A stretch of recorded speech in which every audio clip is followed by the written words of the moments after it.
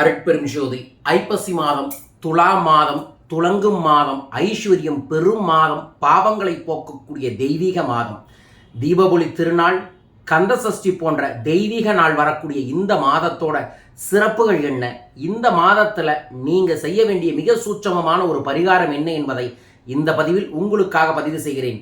முழுமையாய் பார்த்து பயன்படுத்தி வளம் பெறுங்கள். அருட்பெரும் ஜோதி அருட்பெரும் ஜோதி தனிப்பெரும் கருணை அருட்பெரும் ஜோதி. குருவே சரணம் குருவே துணை, குலதெய்வமே சரணம் குலதெய்வமே துணை, குபேரரே சரணம் குபேரரே துணை. ஆனந்த வணக்கம் அன்பு அன்பர்களே. ஐப்பசி மாதம் அட்டகாசமாக சனிக்கிழமையில் திரையோதசி நாளில் தன்வந்திரி ஜெயந்தியில் சனி மகா பிரதோஷத்தில் பிறக்குதுங்க. ஸோ ஐஸ்வர்யம் இருக்கக்கூடிய மாதம்னாவே 12 மாதத்தில் மிக முக்கியமாக சொல்லக்கூடிய துலா மாதம் என்று சொல்லக்கூடிய இந்த ஐப்பசி மாதம் தான். ஸோ இந்த மாதத்தில் நீங்கள் வழிபட வேண்டிய தெய்வம் 2. 1 குபேரர் மகாலட்சுமி, 2 சிவன். ஏன்னா ஐப்பசி மாத பௌர்ணமியில் தான் சிவனுக்கு அன்னபிஷேகங்கள் செய்வார்கள். அதனால் உயிர்களுக்கு எல்லாம் அன்னம் கிடைக்கும், வறுமை போகும், பசி போகும் என்று நமது முன்னோர்கள் சொல்லியிருக்கிறாங்க. ஸோ இந்த மாதத்தில் நீங்கள் செய்யக்கூடிய 2 வழிபாடு கைமேல் பலன்களை ஏற்படுத்தி தரும்.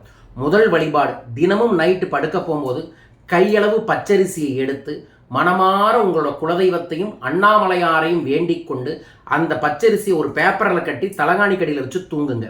அடுத்த நாள் காலையில் எந்திரிச்ச உடனே அண்ணாமலையாருக்கு அரோகரா, அண்ணாமலையானுக்கு அரோகரா என்று நீங்கள் 27 முறை சொல்லி 3 முறை தலையை சுற்றி கிழக்கு திசையில் அந்த அரிசியை தூவி விடுங்க. ஐப்பசி மாதம் முழுவதும் இரவு வெய்யுங்க. படுக்க போகும்போது அண்ணாமலையார் நினச்சிக்கங்க. காலையில் எந்திரிச்சு அண்ணாமலையாருக்கு அரோகரா போட்டு அதற்கு அப்புறம் அந்த அரிசியை கிழக்கு திசையில் தூவி விடுங்க. இது சக்தி மிக்க ஒரு பரிகாரம். மனோநிலை தெளிவாகும், மனம் தெளிவாகும், வறுமை அகலும், செல்வ செழிப்புகள் உண்டாகும். அடுத்தது மிக முக்கியமாக லட்சுமியையும் குபேரரையும் வசியப்படுத்த ஒவ்வொரு வியாழக்கிழமையும் வெள்ளிக்கிழமையும், நான் எல்லாருக்கும் தெரியும், நான் நிறைய பேருக்கு தீபாவளி கிட்டு கொடுத்துருக்கேன். இந்த தீபாவளி கிட்டோட தாற்பயமே என்ன அப்படின்னா, தீபாவளி முடிஞ்சு வரக்கூடிய வியாழக்கிழமையும் வெள்ளிக்கிழமையும் பிரம்ம முகூர்த்த நேரத்திலேயோ அல்லது மாலை 4 மணிலிருந்து 7 மணிக்குள்ளேயோ மகாலட்சுமியையும் குபேரரையும் நீங்கள் வழிபாடில் செஞ்சுட்டு வந்தீங்கன்னா ஒரே மாதத்தில் உங்கள் வாழ்க்கை தலைகீழாக செல்வ செழிப்பாக மாறிடும் என்பது தான் சித்தர்கள் சொன்ன சூட்சம வழிமுறை. அதுக்குத்தான் நான் தீபாவளி கிட்டு கொடுத்துருக்கேன். தீபாவளி கிட்டு வாங்கினவங்களுக்கு தனிப்பட்ட வீடியோ பண்ணி உங்களுக்கு தகவலை கொடுத்துருவேன். அதை ஃபாலோ பண்ணுங்கள். தீபாவளி கிட்டு வாங்காதவங்க, காமன் பீப்புள் செய்ய வேண்டிய விஷயம் என்னென்னா, வியாழன் வெள்ளி பிரம்மமுகூர்த்த நேரமோ அல்லது மாலை 4 மணிலிருந்து 7 மணிக்குள்ளேயோ 6 நெய் விளக்கை உங்கள் வீட்டில் ஏற்றுங்க. ஒரு பெரிய நெல்லிக்காவை சென்டரில் வச்சு அதை சுற்றி 6 நெய் விளக்கு ஏற்றுங்க. கண்டிப்பாக உங்கள் வீட்டில் உங்கள் கையால் செஞ்ச ஒரு பாயாசமோ ஒரு இனிப்போ செய்யுங்க. செஞ்சு வச்சுட்டு அதற்கப்புறம் இந்த விளக்குகளை பார்த்து மகாலட்சுமிக்குரிய ஓம் மகாலட்சுமியே நமோ நம, ஓம் ஸ்ரீம் லலிதம் லம்போதரம் இந்த 2 மந்திரத்தையும் சொல்லிட்டு சர்வமங்கள மாங்கல்ய திரம்பகி கௌரி நாராயணி நமஸ்துதே 27 முறை மனமாற சொல்லிட்டு கண்டிப்பாக கனகதாரா சோஸ்திரத்தை படிங்க. கனகதாரா சோஸ்திரங்கள் எங்கு ஜபம் செய்து கொண்டே இருக்கிறார்களோ அங்கு இருக்கக்கூடிய எல்லா வறுமையும் காணாமல் போயிடும். சோத்துக்கே வழி இல்லைனாலும் செல்வம் பெருகும். செல்வம் பெருகிறவங்க பண்ணாங்கன்னா அபரீதமான செல்வம் பெருகும். ஸோ கனகதார சோஸ்திரத்தை பண்ணிட்டு கற்பூரம் ஆரத்தி காமிச்சு வீடு முழுவதும் குங்குளிய சாம்பிராணியை போட்டு விடுங்க.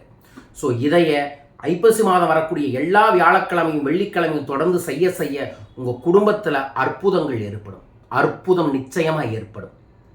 எப்படி புரட்டாசி மாதத்துக்கு சனிக்கிழமை சிறப்போ ஐப்பசி மாதத்திற்கு வியாழக்கிழமையும் வெள்ளிக்கிழமையும் சிறப்பு. ஸோ தொடர்ந்து மகாலட்சுமிக்குரிய பூஜையையும் குபேரருக்குரிய பூஜையையும் இந்த மாதம் முழுவதுமே வியாழன் வெள்ளி செய்து பாருங்கள்.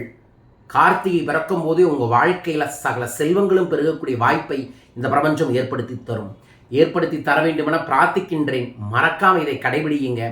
வரும் நவம்பர் 2ஆம் தேதி கோவையில் பணவளக்கலை பயிற்சி வகுப்பும், நவம்பர் 9ஆம் தேதி மலேசியாவில் பணவளக்கலை பயிற்சி வகுப்பும், நவம்பர் 16ஆம் தேதி பணவளக்கலை பயிற்சி வகுப்பு சென்னையிலும் நடைபெற இருக்கின்றது. நவம்பர் 18ஆம் தேதி இந்த ஆண்டோட குபேர கிரிவலம் வர இருக்கின்றது. அனைவரும் வாருங்கள், திருவண்ணாமலை நோக்கி குபேர கிரிவலம் செல்லுவோம். நம்முடன் குபேர கிரிவலம் வர வேண்டும் என்று நினைப்பவர்கள் கீழ்க்கக்கூடிய தொலைபேசி எண்களில் உங்கள் பேரை பதிவு செய்யுங்க. உங்களுக்காக பதிவு செய்து என்னுடன் சேர்ந்து நீங்கள் கிரிவலம் வரலாம். வரும் நவம்பர் 1ஆம் தேதியிலிருந்து நித்திரை யோகக்கலை என்கின்ற ஒரு அற்புதமான வாட்ஸ்அப் பயிற்சி வகுப்பு ஒன்று தொடங்க இருக்கின்றோம். அது என்னங்க நித்திரை யோகம்னா, தூக்கம் சரியாக இருந்தால் வாழ்க்கை நல்லாக இருக்கும்.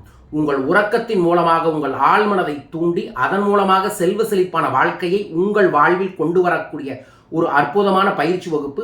11 நாள் பயிற்சி வகுப்பு. பயிற்சி வகுப்பு முடிஞ்சோன்னா பயிற்சிக்கான ஒரு புத்தகம் நித்திரை யோகக்கலை அப்படிங்கிற இமயமலை சித்தர்களின் சூட்சம புத்தகத்தையும் உங்கள் வீட்டுக்கே அனுப்பி விடுவோம். ஸோ குறைந்த எண்ணிக்கையில் இருக்கிறவங்களுக்கு மட்டும்தான் இந்த பயிற்சியில் நுழைவு இருக்குது. ஸோ உடனே தொலைபேசிகளை தொடர்பு கொண்டு உங்கள் பேரை பதிவு செய்யுங்க. மீண்டும் ஒரு அற்புத பதிவில் உங்களை சந்திக்கின்றேன். அனைவருக்கும் தீப ஒளி திருநாள் நல்வாழ்த்துக்கள். வாழ்க வையகம், வாழ்க பணமுடன். நன்றிகள் கோடி.